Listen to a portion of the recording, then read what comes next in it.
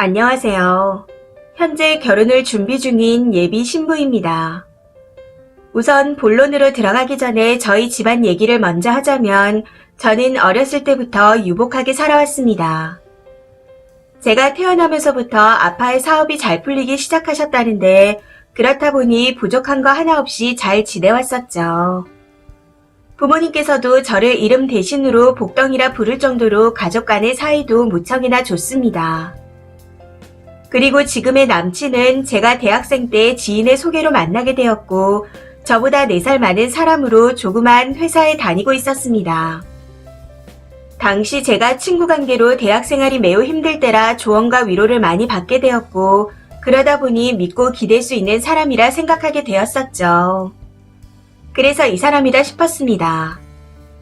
남친과 연애를 하면서 흔한 연인 간의 작은 다툼이 있긴 했지만 나름 순탄하게 잘 지내왔습니다. 그렇게 6년이라는 기간 동안 연애를 하는 사이 저는 대학을 졸업하고 대기업은 아니지만 이름을 들으면 알만한 중소기업에 취직을 하게 되었고 남친은 다니던 직장을 그만두고 3년간 5급 사무관 공무원 시험을 준비 중에 있습니다. 물론 남친이 공부를 시작하면서 예전처럼 자주 만나기는 힘들어졌지만 제가 남친을 많이 좋아하는 마음은 여전했습니다.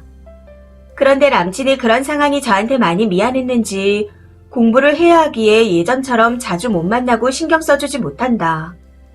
너도 나이를 점점 먹어가는데 책임질 수 있다는 확신을 줄 수 없는 게 미안하다. 나처럼 찌질한 남자 말고 너와 맞는 결혼 상태를 찾아 연애하고 결혼을 하면 좋겠다. 하고 울면서 헤어지자 말하는 겁니다.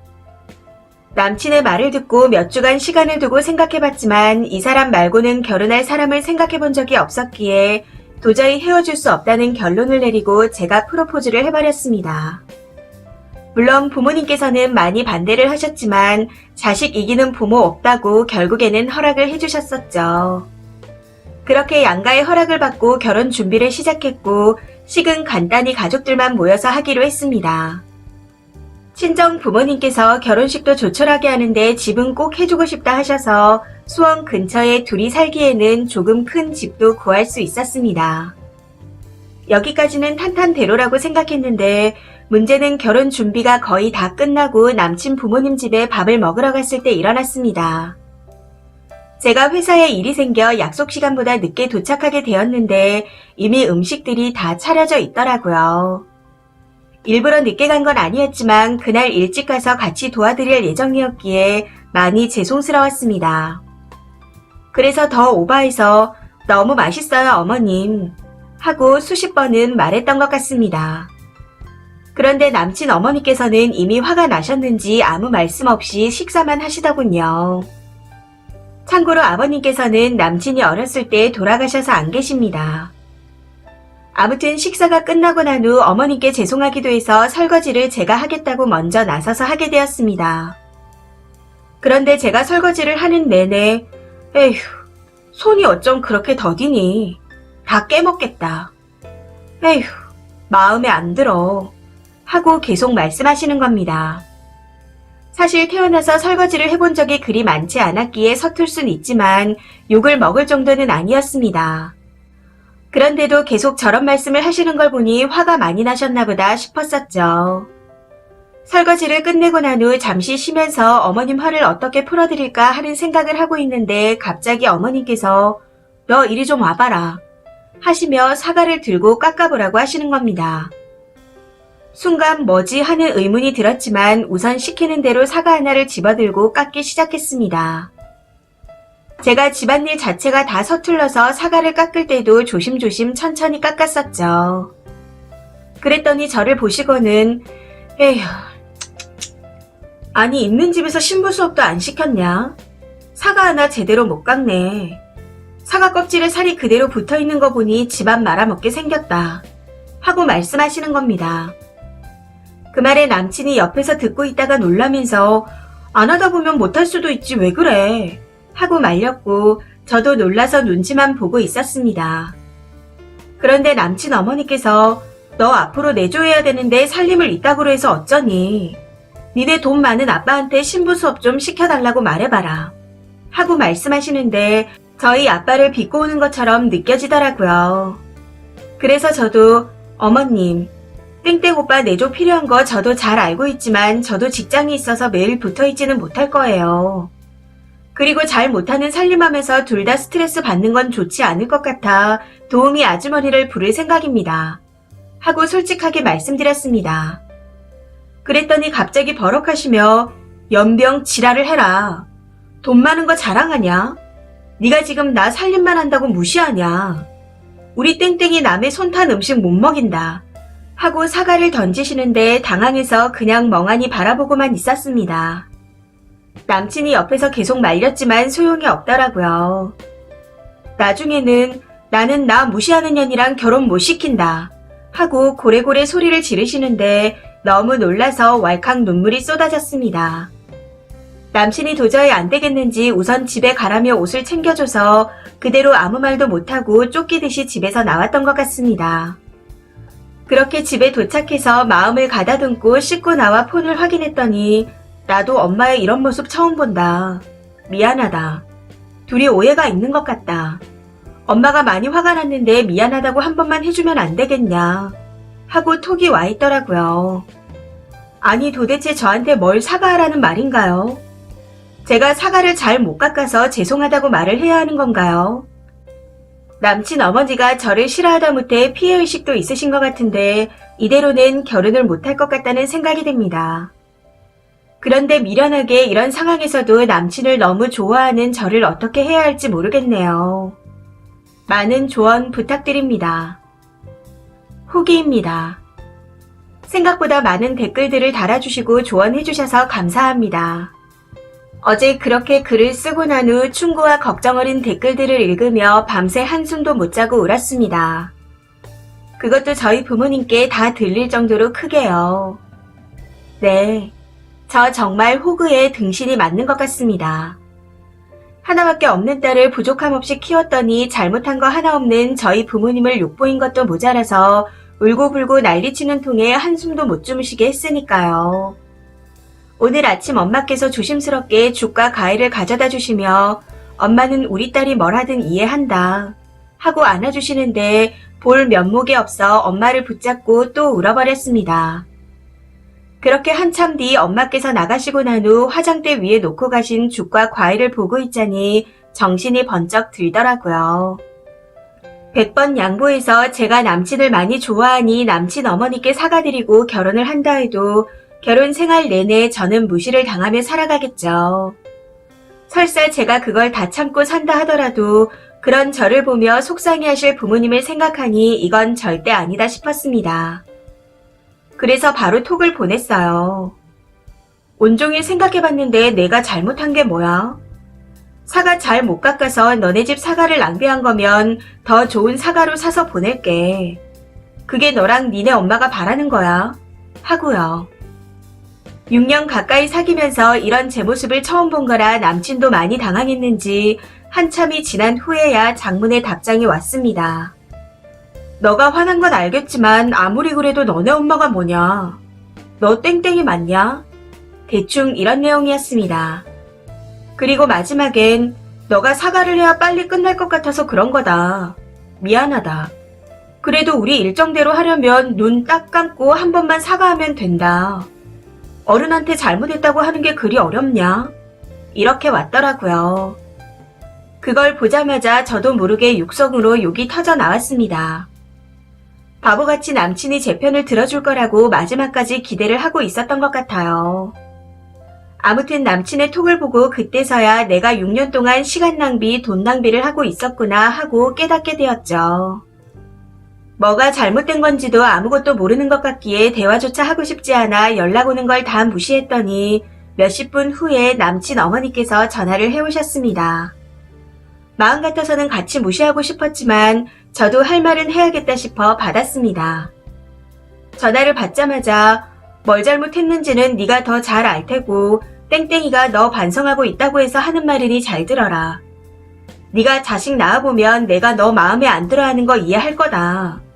시어머니 보러 오는데 손톱에 귀신같이 덕지덕지 바르고 와서는 그 쉬운 살림 하나 못하는데 내가 할 말이 없더라. 집 하나 해온다고 니네 집이 위라고 생각하지 마라. 땡땡이는 장차 나란 일을 할 사람이라 거기에 맞춰 내조할 사람이 필요했다. 우리도 포기한 게 많다. 대충 이런 식으로 말씀을 하시더군요. 계속해서 어쩌고 저쩌고 떠드시는 거 더는 못 들어줄 것 같아. 어머님은 며느리가 아니라 가정부가 필요하신 것 같은데 저는 돈까지 써가면서 가정부 노릇은 못하겠네요. 꼭 오빠랑 잘 어울리는 가정부 찾길 바랄게요. 몸 건강히 잘 지내세요. 하고 끊어버렸습니다. 그러고는 지금까지 오는 연락들을 전부 다 무시하고 있습니다. 우선 저녁쯤 저희 부모님께 파혼한다고 말씀드리고 집이나 식장이 정리되면 그때 연락을 할 생각입니다. 지금 남친의 전화를 받게 되면 혹시나 하며 기대할 제 자신이 너무 싫어서 모든 정리가 다 되고 나면 통보식으로 연락을 할 예정이에요. 정리하는 동안 여행을 가볼까 싶기도 했지만 그간 결혼 준비로 인해 밀린 회사 일로 힘들 것 같아 미친 듯이 일이나 하면서 지내야 할 것 같습니다. 남친과 남친 어머니께 드렸던 돈을 저를 위해 다 쓰면서 싱글 라이프를 즐기면서 지내려고요. 첫 연애이자 오랜 기간 만난 사람이기에 바로 잊히기는 힘들겠지만 더 좋은 사람을 만나 주기만 하는 게 아닌 서로를 아끼고 위해주는 사랑을 하고 싶습니다. 6년이라는 긴 시간을 낭비한 게 많이 아깝긴 하지만 지금이라도 정신을 차릴 수 있어서 다행이라는 생각이 듭니다. 앞으로 남은 인생이 더 기니까요. 바보 같은 저에게 따끔한 충고를 해주셔서 정말 감사합니다. 덕분에 더 빨리 정신을 차릴 수 있었던 것 같아요. 긴 글 읽어주시고 댓글로 조언해주신 모든 분들께 다시 한번 감사드립니다. 댓글입니다. 첫 번째 댓글. 결혼하면 백수 먹여 살리면서 악기 같은 시엄마 따까리도 해야 하는데 잘하셨네요. 요즘 시대가 어떤 시대인데 70년대 마인드로 군기를 잡으려고 하는지. 진짜 어이가 없네요. 5급 합격한 것도 아니고 이제 공부한다는 거 언제 될지도 모르는데 벌써부터 김칫국을 드리킹하고. 아주 웃기지도 않습니다. 두 번째 댓글. 결정 잘하셨어요. 100번 양보해서 시어머니는 아들 뺏긴다는 생각에 미쳐서 그럴 수 있다 치지만 남친놈 하는 짓이 영 아니네요. 정상적인 놈이라면 시어머니 만날 일 없게 해주겠다 약속하겠죠. 그마저도 믿을 만한 건 못 되겠지만요. 세 번째 댓글. 나란 일이요? 아니 무슨 국회의원 출마했나? 3년 동안 붙지도 않은 시험 준비하는 백수놈 주제에. 하긴 고슴도치도 지 새끼는 이쁘다고 하더라고요. 아무리 그래도 뭐가 잘났다고 아들 부심이 저리 높은 건지 모르겠네요. 그동안 저놈한테 들어간 돈이 아깝긴 하지만 지금이라도 빠져나와서 다행입니다. 네 번째 댓글. 누가 보면 5급 공무원 합격한 줄 알겠네요. 돈도 없이 거지처럼 키웠으면서 양심이라도 있어야지. 중요한 건 남친이 더 상등신이라는 겁니다. 헬게이트 탈출 축하드려요. 다섯 번째 댓글. 저 아줌마는 그냥 뭐래도 님이 싫은 겁니다.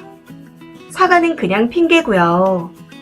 님 집이 돈 좀 있다고 유세하는 것도 싫고 다 싫은 거죠.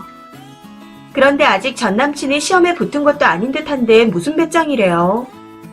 무엇보다 님이 마음에 안 들어도 남의 집 귀한 자식한테 저렇게 표현하는 건 아닌 듯합니다. 거기다 부모님 욕까지 하다니.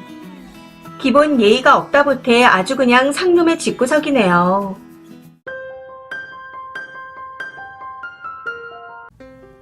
안녕하세요. 내년 3월에 결혼 예정인 30살 여자입니다. 생각하면 할수록 너무 열받고 어이가 없는 일인데 혹시 제가 잘못된 생각을 가지고 있는 건가 싶어 의견을 여쭙고자 글을 씁니다. 저는 대학을 졸업 후 바로 디자인 회사에 입사해서 2년 정도 일하며 모은 돈과 부모님께서 주신 돈을 합쳐 논현동에서 자영업을 하고 있습니다. 처음에는 많이 힘들긴 했지만 현재는 자리를 잘 잡아 평균적으로 월 1,000만 원 정도를 벌고 있어요. 남친은 33살에 월 400 정도 벌고 있고 둘 다 돈은 충분히 모아놓은 상태입니다. 남친과는 3년 정도 연애를 한 후 결혼 이야기가 나왔었고 이후 천천히 준비를 하고 있었습니다. 그런데 엊그제 남친과 맥주 한잔 하면서 수다를 떨다가 부모님 용돈 이야기가 나오면서 문제가 일어났습니다. 남친이 먼저 이야기를 꺼내기에 나는 결혼하고 나면 우리 부모님 용돈 한 달에 100만 원씩 드리고 싶어. 벌이도 충분하니까 그 정도는 드려도 생활하는데 문제가 없을 것 같아. 하고 말했습니다. 물론 시댁에도 드릴 거라고 말하긴 했지만 대신 친정은 제가 다 드리고 시댁은 남친과 둘이 반반씩 합쳐서 100을 드리고 싶다 말했었죠. 그랬더니 남친이 망설이듯 얘기를 꺼내더라고요. 우리 부모님 힘들게 사신 거 알고 있지. 그래서 하는 말인데 친정에 드릴 용돈을 우리 부모님께 드리자 하면서요. 그 순간 내가 잘못 들었나 하는 생각에 그게 무슨 말이야? 하고 다시 물어봤습니다. 그랬더니 하는 말이 솔직히 지금 네 생각이 잘못된 거 아니야. 니네 부모님한테 100 드리고 우리 부모님한테는 50 드린다는 게 말이 되냐? 지금 차별하는 거야. 하고 말하는 겁니다. 그래서 제가 그랬죠. 아니 내가 번 돈으로 우리 부모님 용돈 드린다는데 무슨 상관이야. 그러는 오빠는 우리 엄마 아빠한테 용돈 드린다는 말 한마디라도 꺼낸 적 있어? 하고요. 그랬더니 남친이 갑자기 버럭 화를 내면서 저한테 실망했다고 하는 겁니다. 사실 남친 부모님께서 그동안 힘들게 사셨던 걸 남친을 통해 많이 들었기에 저도 알고 있었습니다. 아버님 회사가 부도나서 어머님이 식당에서 온갖 일을 다 하시면서 형제들을 키우셨다고 했거든요. 지금도 형편이 많이 안 좋은 상태이시고요. 반면 저희 부모님은 아빠가 증권 쪽에서 일하고 계셔서 넉넉하게 벌고 계시고 엄마께서도 프랜차이즈 식당을 운영하고 계십니다. 시국이 이런지라 전만큼은 아니지만 배달 주문이 많은 편이라 나름 잘 벌고 계신 상태이고요. 그래서 신혼집도 저희 쪽에서 다 부담할 생각이었고 예단, 예물 이런 것도 각자 알아서 할 생각이었습니다. 해서 남친이 항상 고맙다고 했었는데 용돈 이야기로 저한테 실망을 했다네요. 너무 어이가 없어 남친과 다투고 집으로 오게 되었고 이후 집에서 전화로 다시 대화를 해봤더니 남친이 그러더군요. 니네 부모님은 좋은 직장 다니시고 좋은 자영업도 하고 계시지 않냐고요. 그러면서 본인 부모님은 아직도 힘들게 살고 계시는데 용돈 드리는 걸로 차별을 둔다고 하니 너무 화가 났었답니다. 그래서 본인이 그렇게 말한 것에 대해서는 후회가 안 된다고 하더라고요. 처음에는 남친의 말에 황당하고 어이가 없었는데 가만히 생각해보니 한편으로 제가 너무 이기적이게 굴었나 하는 생각이 들기도 합니다. 동등하게 드려야 하는데 괜히 그런 말을 했나 싶기도 하고요. 마음이 계속 뒤숭숭한데 정말 제가 잘못한 걸까요? 조언 부탁드립니다. 추가입니다. 댓글 하나하나 다 읽어봤습니다. 소중한 시간 내주셔서 감사합니다. 우선 제가 남친 앞에서 저희 부모님과 남친 부모님의 용돈에 차별을 둘 거라고 대놓고 얘기한 건 잘못이었다는 생각이 듭니다. 그리고 조금 오해하시는 부분이 있으신 것 같아 말씀드리자면 제가 많이 번다고 저희 부모님만 두둑히 챙겨줄 거라는 식으로 말한 건 절대 아니었습니다. 그렇게 생각한 적도 없었고요. 아무튼 그 이후의 일에 대해 말씀드리자면 남친한테 제가 쓴 글과 댓글을 보라고 톡으로 보내놓고 저도 댓글들을 천천히 읽어봤습니다. 그런데 읽다 보니 저도 모르게 눈물이 나려고 하더라고요. 남친이 이런 식으로 나올 줄은 꿈에도 몰랐거든요. 차라리 남친이 우리 부모님도 용돈 조금 더 주면 안 돼? 이런 식으로 말했더라면 긍정적으로 생각을 해봤을 겁니다. 그런데 거기서 대뜸 친정 부모님께 용돈을 주지 말자고 하니 화가 났던 거였고요. 이런 남자와 결혼하려고 준비를 하고 있었다는 자체가 저희 부모님께 불효였구나 하는 생각이 들어 마음이 많이 좋지 않습니다. 아무튼 링크를 보내주고 시간이 꽤 지난 후 남친에게서 연락이 왔었는데 남친이 하는 말이 너무 기가 차고 어이가 없었습니다. 남친 위로 형만 3분이 계신데 다 결혼을 하신 분들이세요. 그런데 이걸 형수들한테 물어봤나 보더라고요. 제가 쓴 글과 댓글을 다 보여주면서요. 그랬더니 다들 저를 욕했답니다. 돈 좀 번다고 유난 떠는 거냐 뭐냐 했다는데 그 말을 듣는 순간 이 남자와 만난 3년이라는 시간이 너무나도 아깝게 느껴졌습니다. 그리고 남친 둘째 형수가 제 번호를 가르쳐달라고 했다네요. 자기가 몇 마디 좀 해야겠다며 남자 기죽이려고 작정한 거냐 하면서 화를 냈다는데 이걸 혼자 흥분해서 다다다 말해주더라고요. 그 말을 계속 듣고 있자니 형수들이 제 욕한 것까지 다 말해주는 이 남자가 그냥 찌질하게 느껴졌습니다. 그리고 이쯤 되니 점점 예전에 있었던 일까지 생각이 나면서 원래 이런 사람인데 내가 콩깍지가 씌어 몰랐구나 하는 생각이 들기 시작하더군요. 이건 이번 일과는 연관성이 없지만 생각나는 게 있어 써보자면 언젠가 남친의 친구들과 함께 만나는 자리를 갖게 된 적이 있었습니다. 당시 친구들의 여친분들은 다들 명품 브랜드 가방을 하나씩 들고 오셨더라고요. 저는 가방에 크게 흥미가 없기에 적당한 가격선에서 중저가의 가방을 들고 나갔었고요. 그랬더니 남친이 쪽팔리게 왜 그런 가방을 들고 나왔냐며 짜증을 내는 겁니다. 그래서 내가 왜 오빠한테 이런 이유로 잔소리를 들어야 하는지 모르겠다 하고 말했더니 참 철없는 소리를 하더군요. 30살 먹고 돈을 못 버는 것도 아니지 않냐. 여자들 네 나이 먹으면 명품 한두 개씩은 있는 거 아니냐.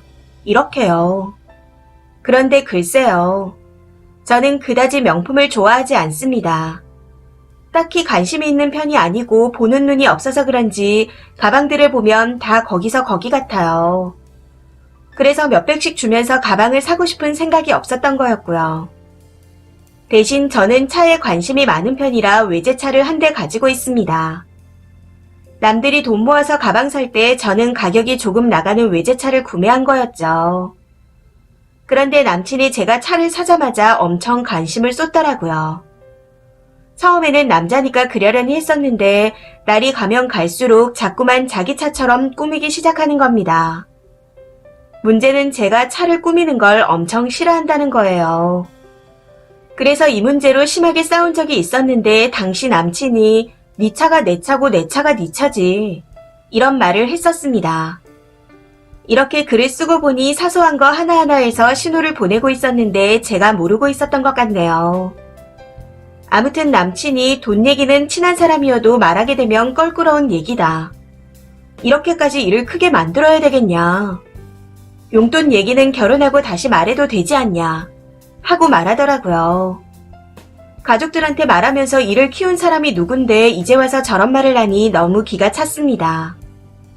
그리고 사실 저는 남친이 전화해서 내 생각이 짧았다 하고 말할 줄 알았거든요. 그런데 이렇게 당당하게 나올 줄은 몰랐네요.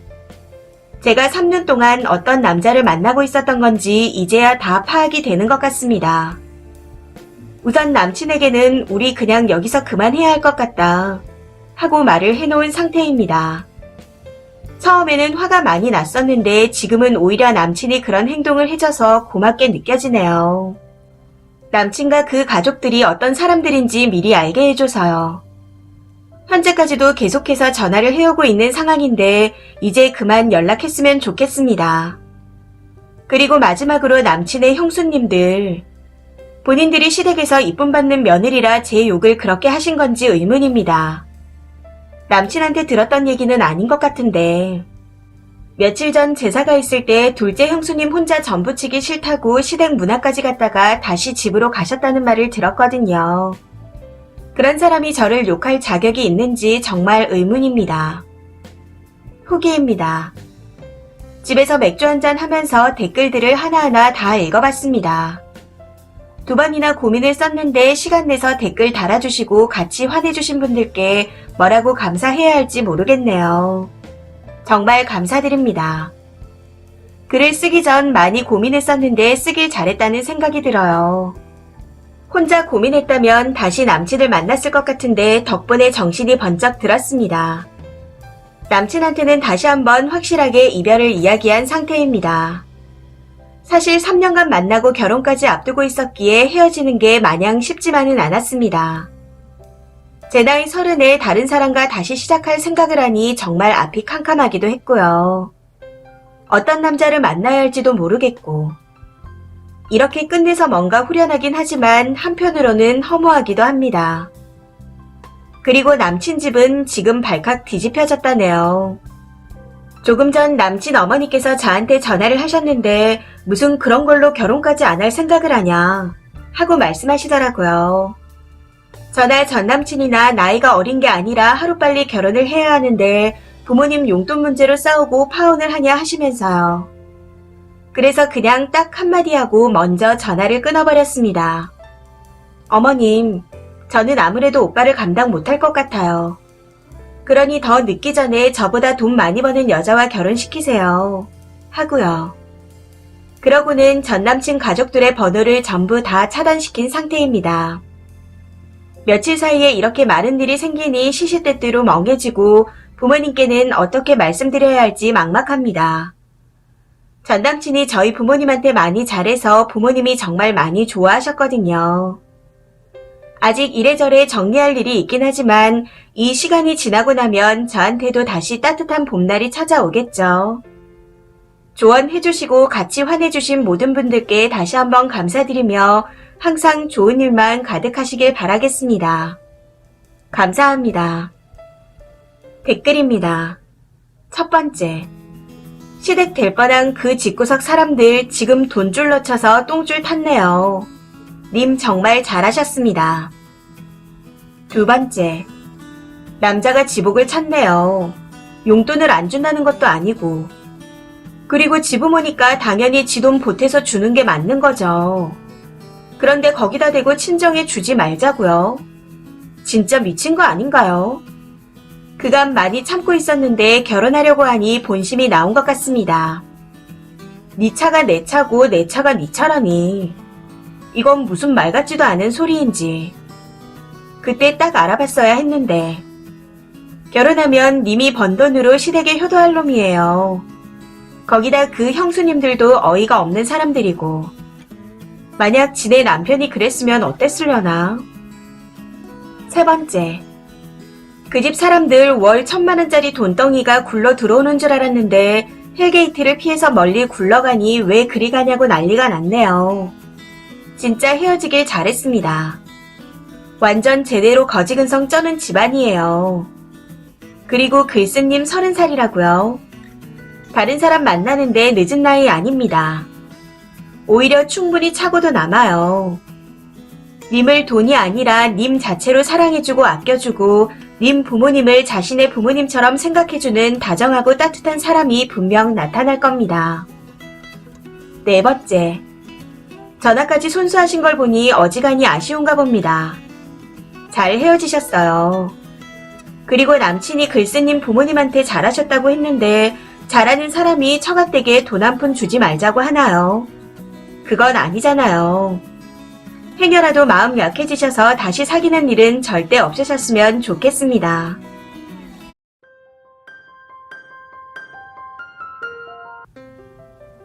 안녕하세요. 30대 초반 여자아입니다. 남친과는 3년 정도 연애하고 프로포즈를 받게 되었고 상견례 날짜까지 잡아놓았던 상태였습니다. 양가 부모님께 인사를 드리는 자리에서 분위기가 많이 좋았었고 저희의 결혼을 흔쾌히 허락해 주셔서 일사천리로 일이 진행되었던 것 같습니다. 그런데 상견례 문제로 예상치 못했던 문제가 생겼네요. 말로만 들었는데 나한테도 이런 일이 생기나 하는 생각에 아직까지 믿어지지가 않습니다. 문제의 시작은 상견례 날짜를 잡고 얼마 후에 일어났습니다. 남친과 데이트를 하는 도중 상견례 장소에 대해 이야기를 하게 되었는데 뜬금없이 예비 시부모님께서 고모네 부부를 상견례에 부르자고 했다는 겁니다. 그러면서 고모 부부를 부르고 싶은데 제 생각은 어떤지 물어보더라고요. 남친의 말을 듣고 어이가 없어 그게 무슨 말이야? 그건 아닌 것 같아. 하고 그 자리에서 칼같이 거절을 했었죠. 당시에는 그렇게 이야기가 끝났다고 생각하고 대수롭지 않게 넘어갔었는데 제가 거절했다는 말을 듣고 예비 시부모님은 물론이고 고모님 부부도 서운해하는 눈치인 것 같았습니다. 남친이 본인 부모님께 어떤 식으로 제 거절 의사를 전달했는지는 모르겠지만 중간중간 지나가는 식으로 서운해하신다는 뉘앙스를 풍겼었거든요. 저는 그러거나 말거나 어차피 그 자리에 같이 할 수 있는 부분이 아니라고 생각했기에 그냥 모르는 척 했습니다. 그런데 도저히 안 되겠는지 남친이 저한테 다시 물어오더라고요. 다들 많이 서운해 하신다며 상견례 자리에 고모 부부를 부르면 진짜 안 되겠냐고 하면서요. 그래서 나는 진짜 안 되겠어. 그게 말이 되는 소리야? 하고 다시 한번 딱 잘라 거절했습니다. 부모님들끼리만 있어도 불편한 자리에 고모 부부가 왜 오시냐고 하면서요. 여기서 한 가지 말씀드리자면 남친 고향이 제주도라서 남친 부모님도 인사드리러 갔을 때 딱 한 번 뵌 게 다였습니다. 첫인상은 그냥 평범해 보이는 분들이셨고 저를 많이 반겨주시고 챙겨주시기에 좋은 분들인 것 같아 잘 지낼 수 있을 것 같다 생각했었죠. 그런데 자꾸 절이 나오시는 걸 보니 그게 다 저의 착각이었나 봅니다. 저도 한 번 뵌 게 달아서 상견례 날이 두 번째 뵙는 날이라 많이 어색할 텐데 고모네 부부까지 오신다니 이건 정말 아니지 않나요? 거기다 양가 부모님들께서는 처음 뵙는 자리이기도 하고 결혼이라는 큰일을 앞두고 논의를 하는 어려운 자리라고 생각했기에 아무리 이해하려 노력해도 이해할 수가 없었습니다. 참고로 저는 부산이 고향이고 현재도 부산에 거주하는 상태이며 남친은 직장이 창원이라 창원에서 거주하고 있습니다. 남친 고모부부도 제주도에 계신다고 했던 것 같은데 이야기를 들어보니 남친이 어릴 때 남친 부모님께서 식당을 하셔서 바쁜 탓에 고모가 자식처럼 많이 돌봐주셨다고 합니다. 거의 양엄마 같은 관계라고 하더라고요. 그러면서 평소에도 친척들끼리 우애가 돈독하다는 말을 같이 하는데 네, 그렇게까지 애틋하다면 100번 양보해서 같이 모시고 인사드리고 싶다는 생각을 하는 것까진 이해할 수 있습니다. 그런데 제가 이미 한 번 거절을 한 상태에서 계속 물어보니 화가 나기 시작하더라고요. 그리고 다른 걸 다 떠나서 애초에 상견례는 부산에서 하기로 했고 대신 날짜는 예비 시댁이 원하는 날짜로 정했었습니다. 저나 남친이나 둘 다 외동이라 3대3으로 하자고 인원 조율까지 다 끝낸 상태였고요. 그런데 갑자기 다른 사람을 부른다 하니 예비 시댁이 좋게 보이지 않더라고요. 심지어 거절을 했음에도 불구하고 계속 서운하다며 물어보는 걸 보니 그냥 밀어붙이는 느낌이라 더 그랬던 것 같습니다. 그리고 무엇보다 이런 상태라면 결혼을 해서도 시어머니가 2명일 것 같고 온 가족 행사에 다 불려다닐 것 같아 느낌이 쎄합니다. 다행히 상견례는 위드 코로나가 중지되고 거리두기 단계가 격상되면서 무기한으로 미뤄진 상태네요. 상황이 이렇다 보니 지금은 조상신이 도왔나 싶기도 하고 정말 별의별 생각이 다 드는 것 같습니다. 예전에 시댁이 상견례 자리에 시외가 친척을 초대했었다는 글을 보고 저런 나사 빠진 집안도 있구나 하고 경악했었는데 그게 바로 제 일이 되었네요. 자기 가족 하나 컨트롤 못하는 남친도 그렇고 한 번 안 된다고 거절하면 그런 줄 아셔야 하는데 계속해서 본인들의 입장만 밀어붙이려는 남친의 부모님도 그렇고 아무리 생각해도 아닌 것 같다는 느낌이 강해집니다. 이대로 결혼을 진행한다면 그 글을 썼던 분처럼 될 게 뻔히 보이는 것 같아 며칠 동안 생각을 해본 결과 부모님께 상의드리고 결혼 얘기는 없던 걸로 해야 할 것 같습니다. 얼마 전 대화를 하는데 남친이 마지막으로 한 방을 날려주기에 결심이 굳어진 것 같아요. 고모부부 이야기를 또 하기에 너무 화가 나서 남친한테 그런 거 하나 제대로 해결 못하냐. 결혼하면 너의 뭐를 믿고 살겠냐. 하고 화를 냈었는데 돌아온 남친의 대답이 너무 어이가 없었습니다. 우리 고모네 호텔 비용하고 식사 비용은 내가 낼게. 그러니까 비용 걱정하지 말고 같이 만나자. 딱 이렇게 말하더라고요. 아니 이게 무슨 미친 소린지. 아무래도 남친과 그 가족들은 제가 돈 때문에 계속 거절한다고 생각을 했던 것 같습니다. 이쯤 되니 상황 파악 자체를 못하는 건가 싶어서 그냥 헛웃음이 나면서 이 결혼은 안 되겠다 하고 결심하게 되었죠. 남친 부모님은 고사하고 남친 고모부부와 남친까지. 이 가족들 중 그 누구도 뭐가 잘못됐는지 모른다는 게 제일 충격이었던 것 같습니다. 아무튼 남친한테는 그날 바로 아무리 생각해도 이대로는 안 될 것 같다.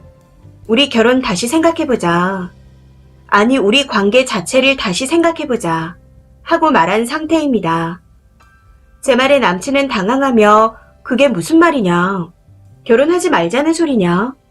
뭐 이런 걸로 헤어지자는 소리를 하냐. 하고 말했었지만 더는 대화하고 싶지 않아 그냥 제 할 말만 하고 그 자리에서 일어나 집으로 와버렸습니다. 며칠이 지난 현재까지 남친은 매일 연락을 해오고 있지만 아무래도 여기서 끝내야 할 것 같습니다.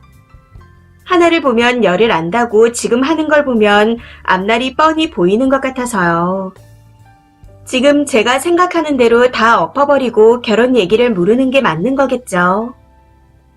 댓글입니다. 첫 번째. 상견례 자리가 얼마나 어려운 자리인 줄도 모르고 오겠다는 고모네나 예비 시가나. 결혼하면 시모가 둘이겠어요. 더불어 중간 역할은 일도 못하는 등신이랑 살려면 꽤나 속 터질 듯 합니다. 그냥 여기서 접으세요. 두 번째. 조실 부모하고 어릴 때부터 고모네가 키웠다면 모를까 저건 좀 에바네요. 무례한 짓이라는 걸 인식도 못한다는 게 더 이상하고요. 대체 얼마나 근본 없는 집안인 거야? 세 번째. 부르겠다는 부모나 나온다는 고모네나 뭐가 문제인지 모르는 남친이나. 거기가 어디라고 끼어요? 엄마 같았어도 엄마는 아니잖아요. 그렇게 애틋하면 엄마 빼고 고모만 데리고 나오던가. 진짜 친하답시고 오만 거 같이 하려 하고 오만 대 다 끼려는 집안 극혐입니다. 네 번째. 도대체 상견례를 왜 자꾸 끼고 싶어 하는지 그 마음이 뭔지 모르겠어요. 상견례를 그저 가족 모임이라고 생각하는 건지 아니면 윗사람이니까 꼭 참석해야 앞으로 대접받는다는 생각을 하는 건지 뭐 때문에 꼭 끼어야겠는지 진짜 모르겠네요. 어쨌든 보아하니 결혼하게 되면 님은 시부모님이 네 분이신 겁니다. 문제는 이게 끝이 아닌 시작이라는 거죠. 명절 어버이날 두 군데 가야 하고 생일은 4번 챙겨야 하고 잔소리도 4배, 참견도 4배겠죠. 앞길이 캄캄합니다. 결혼 후에 안 그래 하겠지만 지금도 그 뜻을 못 꺾어서 님한테 져달라고 하는 걸 보면 안 봐도 아는 거고요. 그냥 이쯤에서 접으세요. 다섯 번째. 도대체 고모네가 상견례에서 무슨 말이 하고 싶은 건가요? 우리 조카 귀하게 컸다고 자랑하러 나오는 건지 아니면 시부모가 말을 못해서 대신 해주려고 나오는 건지 그것도 아니면 한미천 떼주면서 결혼 자금 보태주고 싶어서 그 말 하러 나오는 건지 고모가 조카 키운 건 조카한테 따로 보답받으면 될 일이죠. 둘 간의 문제인데 그게 왜 조카 며느리하고 뭔가를 해야 하는 문제로 번지나요? 님도 친척들 다 동원해요. 나도 친척들이 많이 돌봐줘서 나오시라 해야겠다고. 여섯 번째. 시모, 시고모 설치는 집구석은 무조건 걸러야 합니다. 상견례에 애 데리고 오겠다는 집도 마찬가지고요. 왜 부모끼리 당사자끼리 만날 자리에 시모, 시고모, 기타 등등 나부랭이들이 설치는 거죠? 일곱 번째. 고모는 고모일 뿐이죠. 양부모는 뭔 양부모래요? 왠지 결혼하면 고모님 댁도 챙기라 할 것 같은데 할 수 있겠어요? 그 어려운 자리인 상견례도 끼려고 하는데 다른 거 더하면 더했지 덜하진 않을 듯 합니다. 상견례 자리가 어려운 자리인데 오겠다는 고모님이나 커트 안 치고 같이 가자는 시댁과 예비 신랑이나 다 별로네요. 그냥 끝내세요.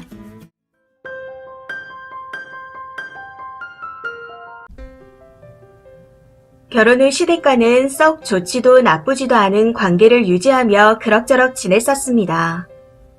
그런데 어느 시점부터 갑자기 시누이가 저를 투명인간 취급하기 시작하더군요. 제가 인사를 해도 안 받고 집에 갈 때도 저만 빼고 인사하고 사라지고 제가 말을 몇 번이나 걸어야 못 이기는 척하며 제가 아닌 제 남편을 보면서 대답했습니다. 그리고 남편과 다 함께 있으면 같이 웃고 떠들다가 시어머니와 시누이 저 이렇게 셋이 있으면 모두 침묵하기 일쑤였죠. 분위기를 좀 좋게 만들어보려고 일부러 이런저런 이야기를 꺼내며 말을 시켜도 대꾸도 하지 않았습니다. 태어나서 이런 투명인간 취급은 처음 당해봐서 당황스럽더군요. 시어머니가 신우가 부끄럼을 타는 스타일도 아니었기에 더 그랬던 것 같습니다. 많이 당황스러웠지만 곰곰이 생각해보니 어느 순간부터 갑자기 왕따를 시키며 투명인간 취급을 했었기에 당시에는 내가 실수한 게 있나? 아니면 뭔가 마음에 안 든 게 있었나? 하고 많은 고민을 했었습니다.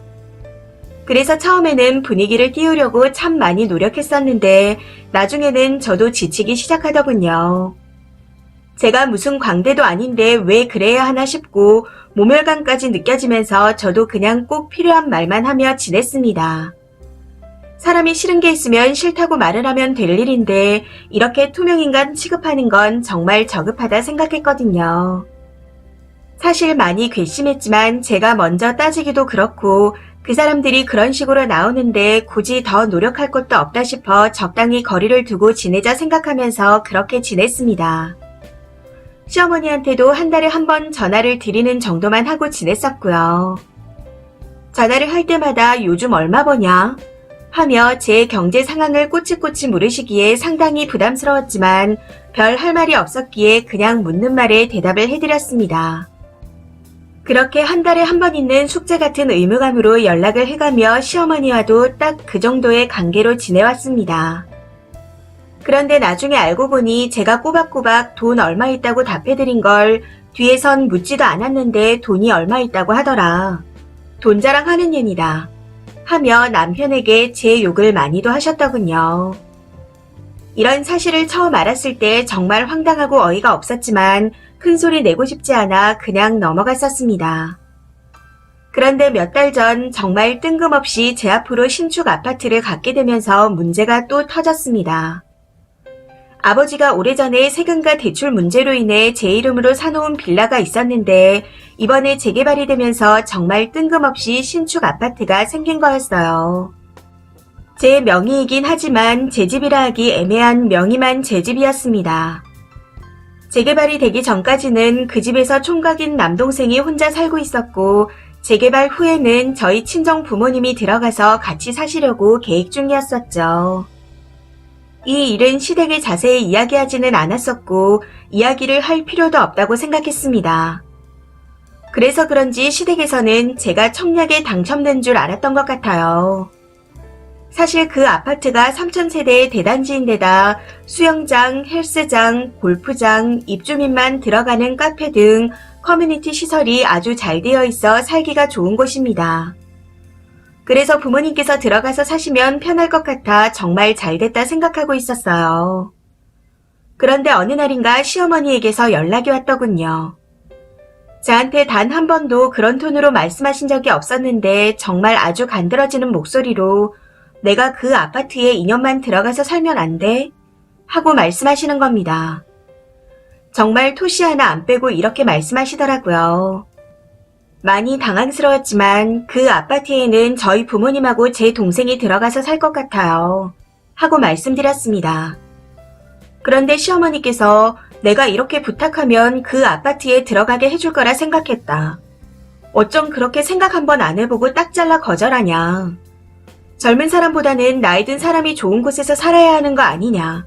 하고 말씀하시며 원망의 말까지 뱉어내시더군요. 저희 부모님이 시어머니보다 어리긴 하시지만 나이 차가 얼마 나지 않습니다. 그런데 뜬금없이 젊은 사람 타령을 하니 너무 어이가 없고 기가 차더라고요. 그래서 그 집 명의만 제 이름이지 100% 부모님 돈만 들어간 집이다. 그러니 당연히 저희 부모님께서 들어가 사시는 게 맞는 거다. 어머니께서 들어가시는 건 절대 안 될 것 같다. 하고 전화를 끊어버렸고 친정 부모님께도 이런 사실을 말씀드렸습니다. 제 이야기를 들으신 친정 부모님께서 화가 많이 나셨는지 아파트 명의를 도로 가져오라며 아주 난리가 났었죠. 이후에도 계속 저를 설득하려는 시어머니께 다시 한번 절대 그렇게는 안 될 것 같아요.